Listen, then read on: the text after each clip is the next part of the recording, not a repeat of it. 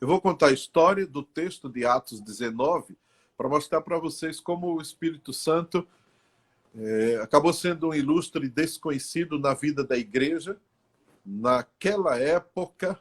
Então, a terceira viagem missionária do apóstolo Paulo, que aconteceu por volta do ano 50, 51 depois de Cristo. Então, ontem eu falei sobre a descida do Espírito Santo, logo depois que Jesus morreu na cruz, que ressuscitou, ele disse que mandaria o seu Espírito e que os discípulos deveriam aguardar, não se ausentando de Jerusalém. E aí eles estavam na festa de Pentecostes. Então, essa semana inteira em Israel é comemorada a festa de Pentecostes. Estamos nos dias de Pentecostes. Pentecostes, 50 dias depois da Páscoa. Por isso a palavra Pentecostes, 50 dias depois é o significado. Então, 50. Aí os discípulos estavam lá reunidos.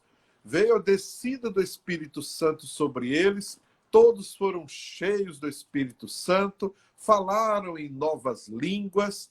Foi um grande milagre de Deus. Ali começou a igreja do Senhor Jesus.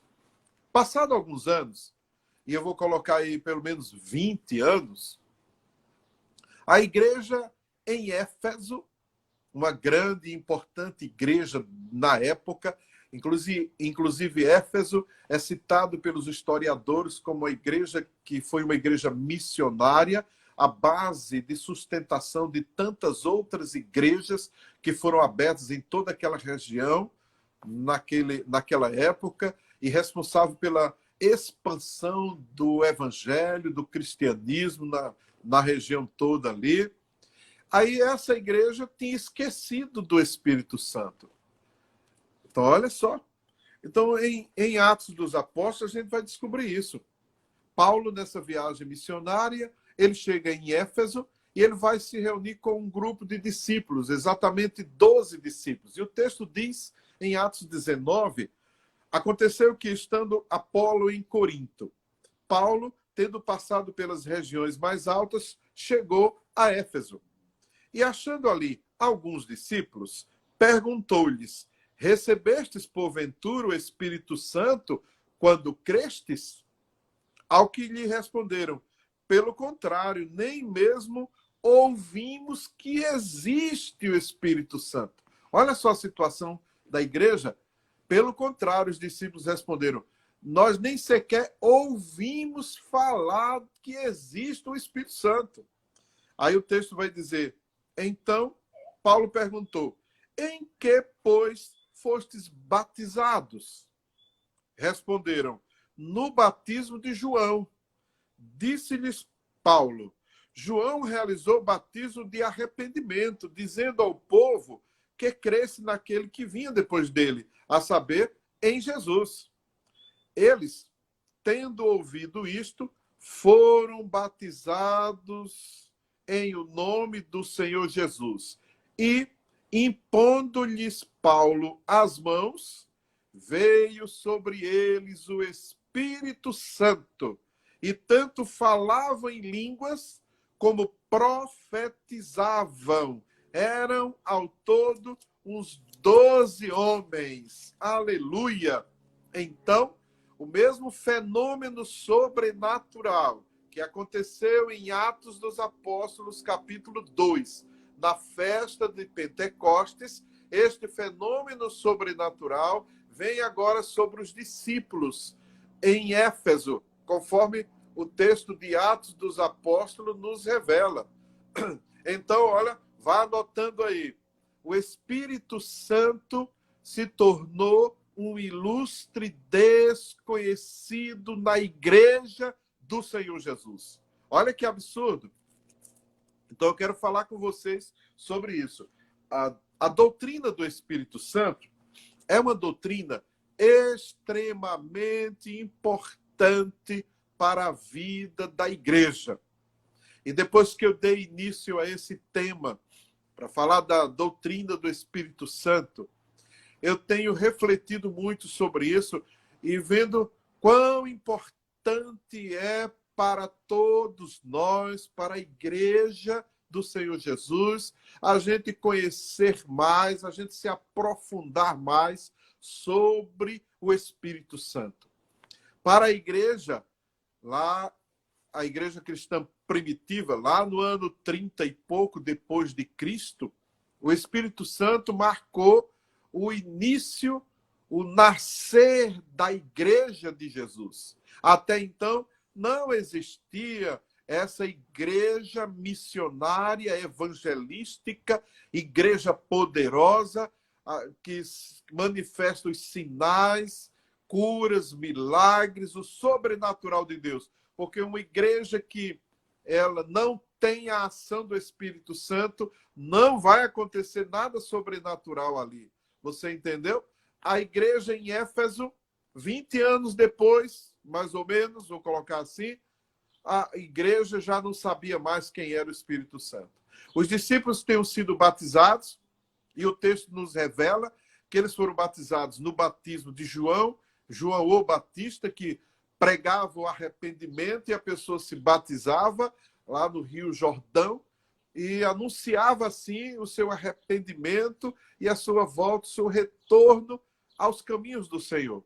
Agora esse povo recebeu o Espírito Santo e precisava, então, a igreja que recebeu o Espírito e assim iniciou o trabalho, os apóstolos que receberam o Espírito Santo, eles precisavam agora passar adiante essa mensagem, passar adiante esta unção, esta revelação, passar adiante o Espírito Santo de Deus para todos.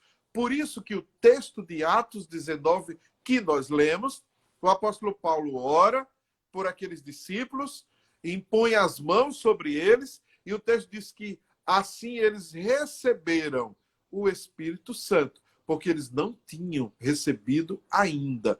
Eles nem sabiam o que era o Espírito Santo. Então, hoje, é importante que todos na igreja do Senhor Jesus conheçam o Espírito Santo, recebam o Espírito Santo e sejam cheios do Espírito Santo. Então, escreva aí, nós precisamos do Espírito Santo de Deus em nossas vidas. Nós precisamos crer que o Espírito Santo existe, nós precisamos receber o batismo do Espírito Santo e nós precisamos caminhar dirigidos pelo Espírito Santo. Dá um amém, dá um glória a Deus aí, você que está entendendo. Olha a importância desta doutrina. O Espírito Santo de Deus, ele é o responsável pelo avivamento espiritual na igreja, na vida dos discípulos. Olha a irmã Diana colocando aí, avivamento espiritual. Então, o Espírito Santo, ele é o responsável por este avivamento. Nós precisamos deixar que o Espírito Santo dirija as nossas vidas. Então, nós precisamos do Espírito Santo em nossas vidas. Nós precisamos desse Espírito. Nós temos que aprender mais sobre esse Espírito. E quando a gente fala que uma igreja, que a igreja em Éfeso, os discípulos ali nem tinham ouvido falar do Espírito Santo. Aí tem tudo a ver com o tema que eu estou dizendo, que o Espírito Santo se tornou um ilustre desconhecido na vida da igreja. Mas é interessante que o livro de Atos dos Apóstolos, no capítulo 18, nós lemos o capítulo 19, mas se você for ler o capítulo 18, lá no final, ele vai dizer que apareceu um judeu por nome Apolo. Ele era poderoso nas Escrituras, diz o texto. E ele pregava, ele expunha as Escrituras sagradas. E ele não sabia, não conhecia o Espírito Santo. Já pensou? Aí o casal Priscila e Áquila, quando ouviram ele falar, perceberam este poder nas Escrituras, chamaram ele à parte e foram discipulá-lo, orientá-lo acerca do Espírito Santo. A partir daí, você vai observar que Apolo, ele passa a ser agora não mais apenas poderoso nas Escrituras, mas ele vai ser relatado na Bíblia como poderoso para convencer os judeus acerca de quem é o Cristo, Jesus, o Messias. Então, nós precisamos da ação do Espírito Santo de Deus em nossas vidas para realizar a obra do Senhor. Então, coloque aí para não esquecer. Nós precisamos do Espírito Santo para realizar a obra de Deus.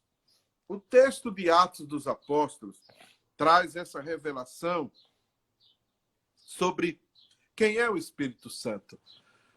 Mas olha, desde o livro de Gênesis, lá no começo, Gênesis no capítulo 1, quando tudo vai ter início, a Bíblia diz que o Espírito de Deus pairava sobre a face das águas. Então, lá no caos, o Espírito Santo de Deus já existia e já atuava no planeta Terra. Quando Deus decide fazer o homem, quando Deus decide criar todas as coisas, você vai observar que o livro de Gênesis, quando nos revela isso, ele vai dizer que o Espírito Santo estava junto. Façamos o homem. Está no plural. Façamos. Não era Deus sozinho. O Espírito Santo já estava lá desde o início, desde o começo. O Espírito Santo de Deus já estava ali. Pedro, na sua segunda carta, se você quiser anotar, pode anotar a segunda carta de Pedro, capítulo 1, verso 21. Pedro vai nos revelar que nunca, jamais, nenhuma profecia foi feita pela vontade humana. E o texto vai dizer, mas homens falaram da parte de Deus movidos pelo Espírito Santo. Olha, a presença, a atuação do Espírito Santo de Deus nas escrituras sagradas, nas profecias. Então, o Espírito Santo já atuava desde a origem de todas as coisas, e depois a gente vai observar que o Espírito Santo atuou na elaboração das profecias, da palavra de Deus. Pedro vai nos revelar essa verdade. Então, olha a importância do Espírito Santo. O salmista Davi, no Salmo 139, é um salmo lindo, muito conhecido. O salmista Davi vai nos dizer, para onde me irei do teu Espírito? Para onde fugirei, né? Para onde eu me ausentarei do teu Espírito? E ele diz assim, para onde fugirei da tua face? Se eu subo aos céus, tu ali estás. Se eu faço da minha cama do mais profundo do abismo, ali tu estás também. Então, o Espírito Santo de Deus, ele está em todos os lugares. Dá um glória a Deus por isso. O Espírito Santo, ele está em todo lugar. Ele está desde a origem. Ele está atuando. Foi ele que levantou esses 12 apóstolos, derramando sobre eles a unção, o poder, o sobrenatural. E eles começaram a falar em línguas. Foi a partir dali que eles foram encorajados. E a igreja se levanta com o Espírito Santo.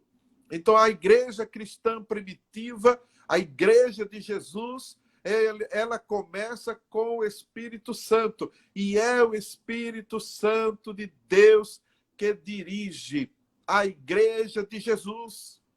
Olha, deixa eu dizer mais sobre a doutrina do Espírito Santo. O Espírito Santo, ele é mencionado no Antigo Testamento várias vezes. Temos 90